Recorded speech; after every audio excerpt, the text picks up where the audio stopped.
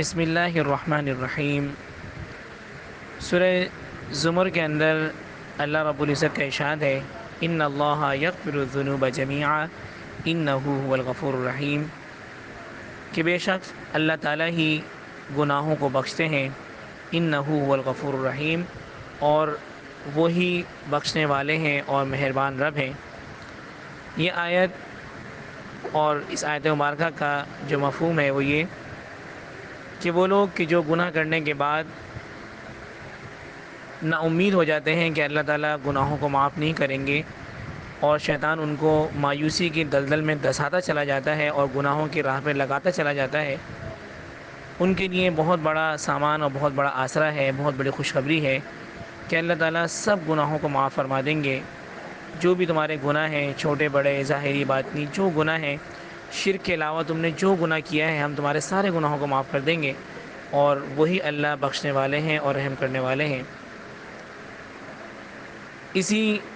آیت مبارکہ کی مناسبت سے ایک روایت ہے، ایک حدیث مبارکہ ہے جو جامع ترمذی کے اندر درج ہے، حضرت عبداللہ ابن عمر رضی اللہ تعالیٰ عنہ کے واسطے سے نقل کی جاتی ہے۔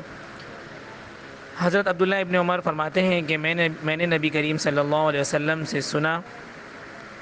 یہ حدیث مبارکہ بیان فرماتے ہوئے وہ کہا کرتے تھے کہ اگر میں نے ایک مرتبہ یا دو مرتبہ یا تین مرتبہ یا 5 مرتبہ یا 7 مرتبہ اس روایت کو سنا ہوتا، اس حدیث مبارکہ کو سنا ہوتا، تو میں کبھی نہ بیان کرتا،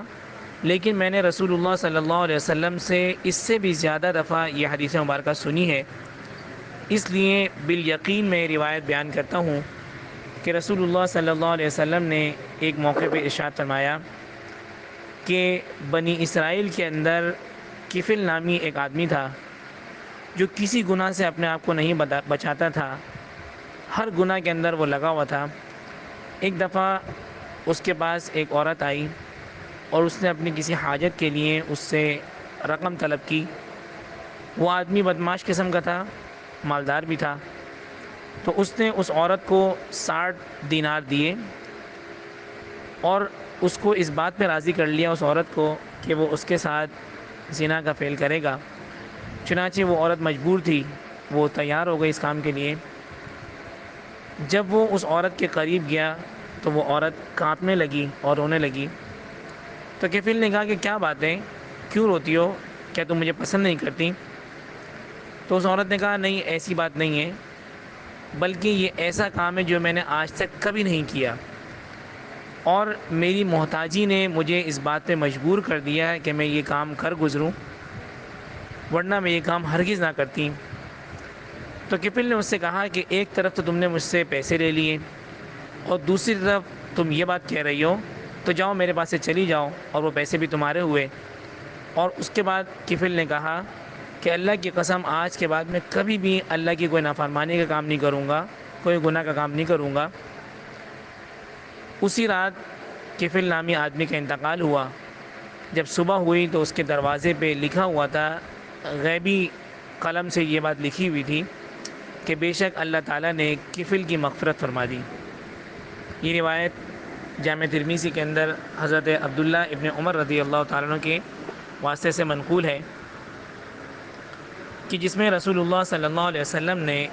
بنی اسرائیل کے ایک فاسق فاجر آدمی کے واقعے کو بیان فرمایا، اور ایسا واقعہ بیان فرمایا کہ جو ایک اپنے اندر عبرت لیا ہوا ہے، اور بہت بڑا اس کے اندر ان لوگوں کے لیے سامان ہے کہ جو اللہ کی رحمت سے نا امید ہو گئے ہیں، کہ گناہوں کی زندگی میں دھسنے کے بعد وہ ایسے اللہ کی ذات سے نا امید ہو گئے، اللہ کی رحمت سے نا امید ہو گئے کہ چاہتے ہوئے بھی شیطان ان کو معافی کے دروازے کی طرف آنے نہیں دیتا، اللہ سے معافی مانگنے نہیں دیتا۔ تو اس حدیث مبارکہ کے اندر بہت بڑا سامان ہے کہ اللہ رب العزت نے اس آدمی کی کہ جس نے زندگی گناہوں کے اندر گزاری، لیکن اللہ کی رحمت اس کے اس ایک عمل کے اوپر ایسی جوش میں آئی کہ اس نے کہا کہ اب میں آئندہ کوئی اللہ کی نافرمانی کا کام نہیں کروں گا، تو اللہ رب العزت نے اس آدمی کو اسی رات موت دی، کہ جیسے کہ رسول اللہ صلی اللہ علیہ وسلم نے ارشاد فرمایا کہ التائب من الذنب کمن لا ذنب لہ، کہ گناہوں سے توبہ کرنے والا ایسا ہے کہ گویا کہ اس نے گناہ کیے ہی نہیں ہیں۔ تو اس آدمی نے اپنے گناہوں سے توبہ کر لی، اللہ نے اس کو بالکل پاک صاف کر لیا، اور پاک صاف کر کے اپنے دروازے پہ بلا لیا، اپنے در پہ بلا لیا، اور بلانے کے بعد اس کے دروازے کے اوپر یہ عبارت درج کروا دی کہ بے شک اللہ تعالیٰ نے کفل کی مغفرت فرما دی ہے، کہ اللہ کی رحمت ایسی جوش میں آئی، ایسے اللہ رب العزت نے اس کی معافی کا سامان پیدا کر دیا کہ ایک ہی واقعے سے، ایک ہی لمحے میں اس کو ایسی عبرت ہوئی کہ فوراً اپنے گناہوں سے توبہ کی اور اللہ کا محبوب اور پسندیدہ بندہ بن گیا۔ اس حدیث مبارکہ کو دیکھتے ہوئے چند باتیں جو یہاں غور طلب ہیں وہ یہ کہ اللہ رب العزت کی شان صمدیت اس حدیث مبارکہ سے ظاہر ہوتی ہے کہ اللہ تعالیٰ ایسا بے نیاز ہے کہ جس کی چاہے مغفرت کرے، جس کو چاہے ہدایت دے، جس کو چاہے اپنی ہدایت سے نواز دے، جس کو چاہے بغیر عمل کے جو ہے وہ جنت کے اندر داخلہ نصیب فرما دے، اس کی مغفرت فرما دے۔ یہ سب اللہ رب العزت کی رحمت کے نظائر ہیں کہ جو اس حدیث مبارکہ کے اندر نظر آئے کہ اللہ نے ایک ایسے اوباش، بدماش اور بدکار آدمی کی مغفرت فرما دی کہ جو اپنی زندگی گناہوں کے اندر گزار کے گیا تھا، لیکن آخری لمحے میں آ کے اللہ نے اس کو توبہ کی توفیق دی اور بالکل پاک صاف کر کے اس کو اپنے پاس بلا لیا۔ یہاں یہ بات بھی غور طلب ہے کہ انسان کو کبھی کسی کے ظاہری حالات دیکھ کے اس کے مستقبل کے بارے میں رائے قائم نہیں کرنی چاہیے، کیونکہ نہ جانے ہماری نگاہوں میں وہ بڑے سے بڑا گناہگار ہو، فاسق اور فاجر ہو، لیکن کسی بھی وقت وہ آدمی اللہ کی رحمتیں آغوش رحمت میں آ جائے، یہ کچھ نہیں پتہ۔ اس لیے ہمیں کبھی کسی کے بارے میں کوئی رائے قائم نہیں کرنی چاہیے کہ یہ آدمی گناہگار ہے، فاسق ہے، فاجر ہے، یا اس آدمی کی مغفرت ہی نہیں ہوگی، یا یہ آدمی جو ہے وہ اللہ کی رحمت سے دور ہے۔ کبھی اس طرح کا معاملہ نہیں کرنا چاہیے۔ دوسرا یہ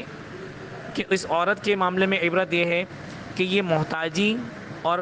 بھوک و افلاس یہ اتنی خطرناک چیز ہے کہ انسان کو بڑے سے بڑے گناہ کرنے کے اوپر آمادہ کر دیتی ہے۔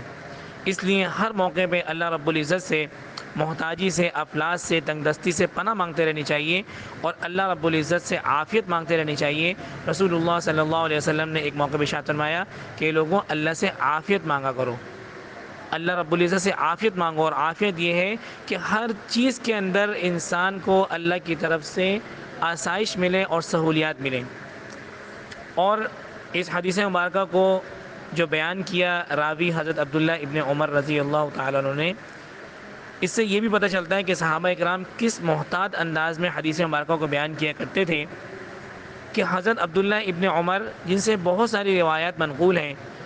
وہ کہتے ہیں کہ میں نے ایک دفعہ نہیں، دو دفعہ نہیں، تین دفعہ نہیں، چار دفعہ نہیں، پانچ دفعہ نہیں، 6 دفعہ، 7 دفعہ نہیں، بلکہ 12 دفعہ میں نے رسول اللہ صلی اللہ علیہ وسلم سے یہ بات سنی ہے کہ آپ صلی اللہ علیہ وسلم یہ واقعہ بیان کیا کرتے تھے اور بتایا کرتے تھے کہ اللہ رب العزت ایسے بھی ذرہ نواز ہیں کہ آدمی اللہ کے دربار میں آ کے توبہ کرے تو اللہ تعالیٰ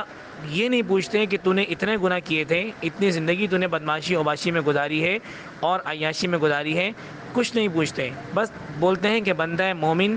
بندہ فرما بردار میرے دربار میں آ کے مجھ سے توبہ کر لے، اپنے گناہوں کی معافی مانگ لے، میں اس کے سارے گناہوں کو معاف کر دوں گا، سارا پچھلا حساب بے باک کر دوں گا۔ تو اللہ رب العزت ہمیں اس حدیث مبارکہ سے